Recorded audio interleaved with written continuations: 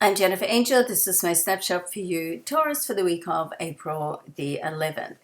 So we have Mercury in your sign. Now, Mercury is going to be here for a little while, 9 weeks in total, because it is going to go retrograde. However, it's only going to be retrograde for the normal, approximately 3 weeks, but because it's there in its retrograde transit, it's just going to be in your sign for an extended period, longer than normal.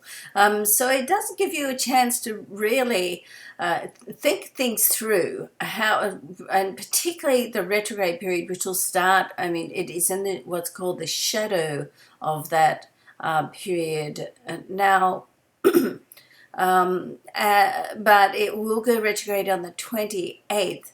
So this week particularly is a great time to get things organized, to get things done, particularly as Mars will go retrograde at the end of this week. In fact, by the end of this month, we're going to have 5 planets retrograde, so things are going to slow up a little bit in May. So this week, as I said, particularly is a great time to sort of forge ahead, get things in place, make decisions, particularly, long-term decisions. We have a trine between Mercury and Pluto, so don't be surprised. You could get some of those realizations, those Oprah aha moments that are going to sort of change your thinking. Like maybe you've been trying to make something work for a while and it's just not coming together, and all of a sudden you might think, you know what, this just isn't working. I'm ready to make some decisions. And it takes a while for Taurus to get to that point, but eventually you do get to that point,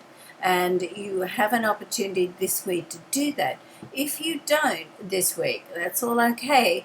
But things are going to slow down for a couple of months, so you may reshelve it until the end, towards the end of June, and that's all okay too. We all make our decisions when the time is right, when we feel the time is right, and that's what it's about. There is an opportunity of a trine also with Mercury and Jupiter, and that does also set up a interaction with Jupiter and Pluto. So when we look at this, it's like a grand trine going on in the chart, even though it's not an exact degree with all of the planets.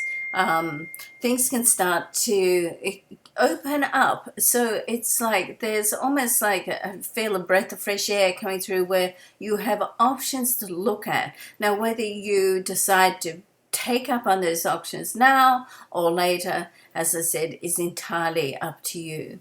Now, Venus, your ruling planet, is going to be in a trine with Mars too. I love this when these two are together. It's very good for you with working with people. It's very good for you for financial gain as well. And so getting things together so you can make decisions to move forward in areas that are going to be good for you with not only love and work, but with the finances, okay? As I say, it's 2 things that make the world go round. It's love and money, and Venus is your ruling planet, and she governs both, okay?